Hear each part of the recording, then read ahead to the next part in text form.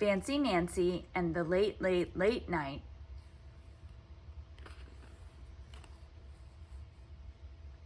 Fancy Nancy and the Late, Late, Late Night. Based on Fancy Nancy, written by Jane O'Connor.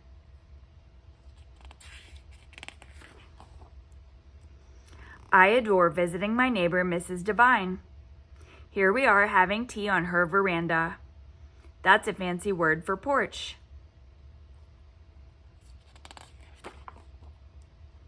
When she was a child, Mrs. Devine lived in Hollywood.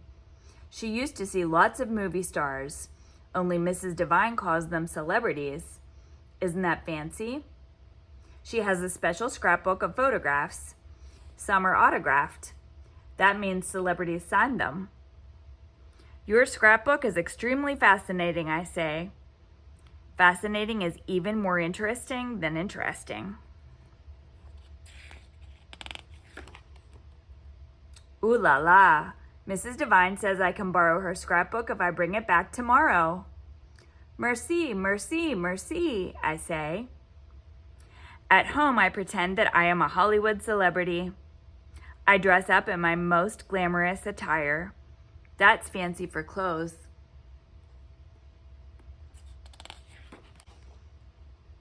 I give my autograph to all my fans.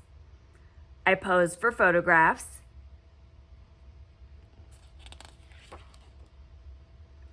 I am late for a glamorous Hollywood party, I tell my fans. Au revoir. You say it like this. Au revoir. That's French for goodbye. On my door, I put up a sign that says, "Do not disturb," because celebrities need their privacy. I want to look through Mrs. Devine's scrapbook, but I hear my dad calling us all to dinner.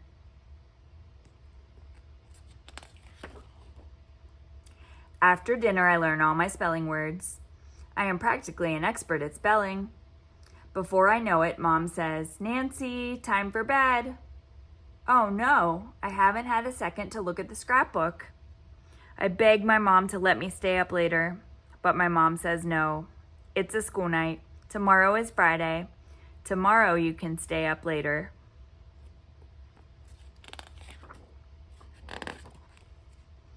I put on my nightie and get in bed. My parents kiss me goodnight. Sleep tight, they say. But guess what? I am not going to sleep. Under the covers, I have concealed, that's fancy for hidden, a flashlight and the scrapbook.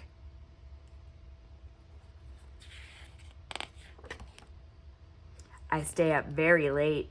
It is almost 10 o'clock when I put away the scrapbook and turn off my flashlight. I bet even celebrities don't stay up this late. The next morning when my dad wakes me up, I am exhausted. Exhausted is even worse than tired.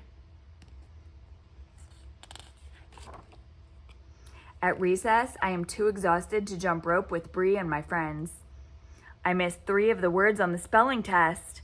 My brain is exhausted too.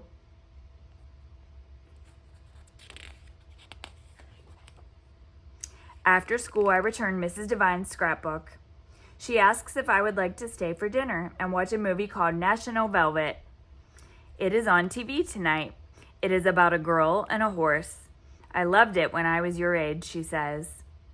It sounds fascinating, but I can hardly keep my eyes open.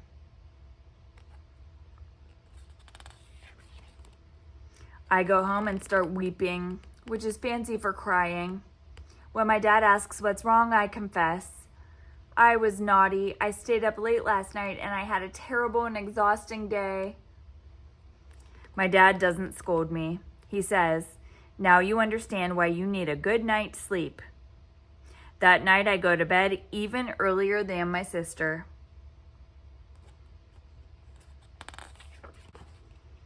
On Saturday, I wake up feeling glorious again.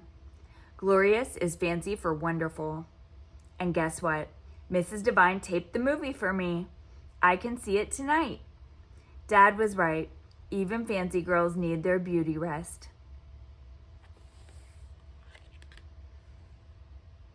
The end.